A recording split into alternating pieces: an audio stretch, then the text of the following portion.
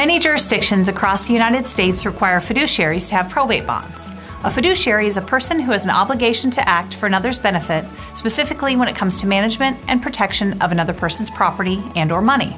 Hi, I'm Andrea Kuhn, Senior Commercial Underwriter at Merchants Bonding Company. Today we'll discuss probate bonds. What are probate bonds? There are many types of fiduciary bonds. The first type include administrators, executors, and personal representatives. These bonds are required when a fiduciary is administering the estate of deceased individuals. Once all of the duties have been completed, the judge will order a discharge of the case, which allows the closing of the bond. Another type of fiduciary bond is guardian or conservator of minors or incapacitated persons. These bonds are only for living wards. These are needed if there is an adult that's mentally or physically unable to care for their own finances, or if a minor child has assets that need managed until they reach majority. What is the required bond amount?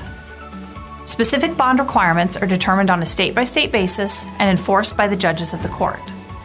Agents have the authority to issue clean probate bonds up to $200,000 without seeking pre-approval from their underwriter. Beyond this amount, or if the circumstances of the case are questionable, the submission should be sent in for underwriting before issuing. Circumstances to send the request in for underwriting include no attorney involvement, disputes among interested parties, ongoing business of the estate, the ward is younger than 55, perpetual trusts, pending lawsuits, or if the date of appointment is greater than 6 months. How are probate bonds underwritten? Copies of court documents will often provide most of the necessary information to underwrite. Merchant's standard commercial bond application is used for nearly all probate bonds. Page 1 provides the details of the applicant, bond type, and amount. This page also provides the indemnity of the applicant and possibly their spouse if required. Page 2 includes the required section for probate bonds. The more information provided, the easier it will be to approve the request. Page 3 is a sample financial statement form. Larger bond requests may require this form.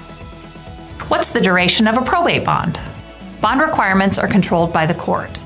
A conservator-executor bond cannot be closed or canceled unless a court order is signed by the judge. The bond cannot be closed for non-payment of premium or the depletion of the funds in the conservatorship. How much do the bonds cost? Premiums on probate bonds vary by state and type of bond needed. What happens if a claim is filed?